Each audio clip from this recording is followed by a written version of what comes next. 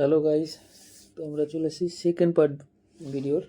আমরা আগের ভিডিওতে দেখিয়েছি ফার্স্ট পার্ট, তারপর আমরা সেকেন্ড পার্টে চলে এসেছি। আমরা কাটিং করছিলাম স্টেপ কাট, আমার স্টুডেন্টদের শেখাচ্ছিলাম আমি স্টেপ কাট হাতে ধরে। তো তোমরা সবাই দেখে নাও, আর যারা যারা আমার কাজ দেখে ইন্টারেস্টেড যে আমার কাছে হেয়ারে কোনো কোর্স করতে চাও, আমার কাছে বেসিক টু অ্যাডভান্স সমস্ত রকম কোর্স করা হয়। আমাদের একাডেমি আছে মধ্যমগ্রামে। আমাদের বেসিক কোর্স ফ্রি অফ কস্টে করা হয়। যারা কলকাতা বা কলকাতার আশেপাশে আছো তারা কন্ট্যাক্ট করতে পারো স্ক্রিনে দেওয়া নম্বরে। এছাড়া আমাদের আরেকটা একাডেমি আমাদের বর্ধমানের মধ্যে ওপেনিং হচ্ছে খুব শীঘ্রই, কন্ট্যাক্ট করতে পারো। ওটা only for advance course, basic to advance course, but ওখানে ফ্রি অফ কস্ট হবে না, ওটা পে কোর্স হবে। তো যারা বর্ধমান বা বর্ধমানের আশেপাশে তারা কন্ট্যাক্ট করো। এখন দেখাচ্ছি স্টেপ কাটের ব্লো ডাই সেটিং। তো স্টেপ কাটের মধ্যেও অনেক রকম ব্লো ডাই সেটিং করা যায়। তো আমার স্টুডেন্টদের কাছে আমি একটা অন্যরকম ব্লো ডাই সেটিং দেখাচ্ছি। ওদের কাছে মানে নতুন সেটিং, বাট ওরা যেহেতু বিগনার আছে সেই কারণের জন্য।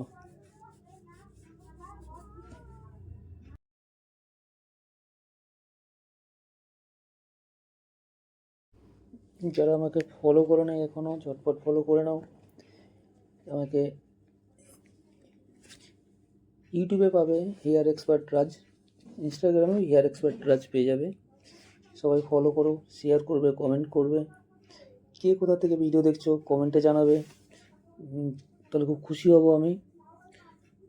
তো খুশি হলে আরও অনেক ভালো ভালো ভিডিও, অনেক ভালো ভালো হেয়ার স্টাইলিং আমি দেখাতে পারবো।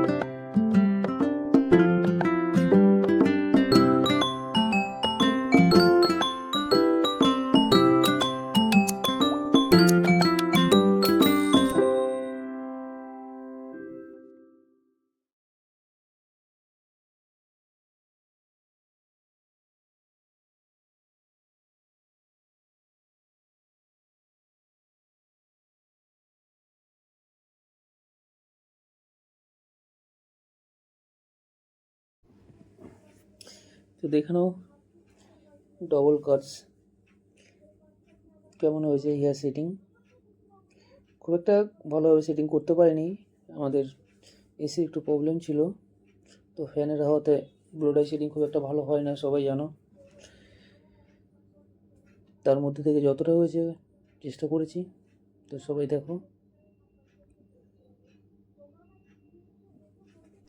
ব্লো ডাই সেটিং যত ভালো করতে পারবে কাটিং তত ভালো লাগবে। তো সবসময়ের জন্য ব্লো ডাই সেটিং সবসময় খুবই ভালোভাবে করতে হবে, যতটা ভালোভাবে সম্ভব নিজের 100% দিতে হবে, যাতে আমি সব থেকে বেস্ট করতে পারি, তাহলেই কাটিং খুব ভালো হবে। এবার আমরা হালকা সিরাম দিয়ে এটা খুলবো। আমাদের কাছে কোনো স্প্রে ছিল না, শেডিং স্প্রে বা শাইনিং স্প্রে, যে কারণের জন্য স্প্রে দিয়ে খুলতে পারলে শেডিংটা আরও অনেক ভালো লাগতো দেখতে, তো ওটা করতে পারিনি। তো যাই হোক, যেটা আছে এটাই দেখো। আমাদের মিরারের একটা জয়েন্ট মাঝখানে পড়ে গেছিলো, আমি ফলো করিনি। যে ক্যামেরা করছিল ওর ফলো করা দরকার ছিল, ও করতে পারিনি, না হলে আরও ভালো লাগতো দেখতে। এটা ফাইনাল লুক দেখে নাও সবাই। লং লেন্থের মধ্যে স্টেপ কাট, এটা ব্যাক লুক।